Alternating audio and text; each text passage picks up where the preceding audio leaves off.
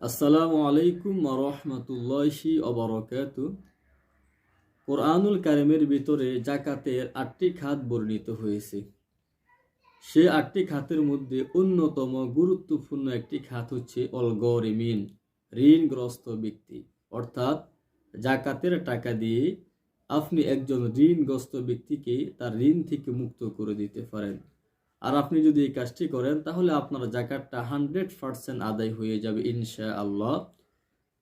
অনেক সময় দেখা যায় আমাদের মাঝে ভাই এবং বোনের একটা গভীর সম্পর্ক রয়েছে।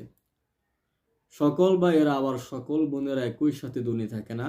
অনেক সময় দেখা যায় কিছু ভাই ধনী, কিছু ভাই দরিদ্রই রয়ে গেছে।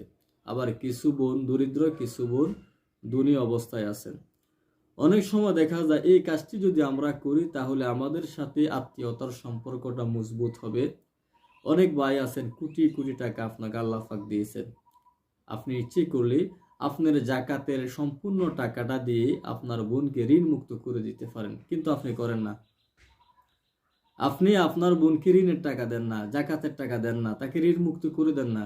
আপনি যাকাত দেন অন্য ক্ষেত্রে, আপনি যাকাত দেন অন্য মানুষদেরকে যাকাত দেন, অথচ নিজের বোন যাকাত পাওয়ার সবচাইতে বেশি হকদার। আল আকরবু ফাল আকরব, সবচাইতে নিকটতম প্রতিবেশী হলো যাকাতের গুরুত্বপূর্ণ হকদার, যদি তারা এই ৮টি খাতের কোনো একটি খাতের মধ্যে পড়ে যায়। তো অনেক ভাইরা আছেন, আল্লাহ পাক আপনাদেরকে অনেক সম্পদের মালিক বানিয়ে দিয়েছেন।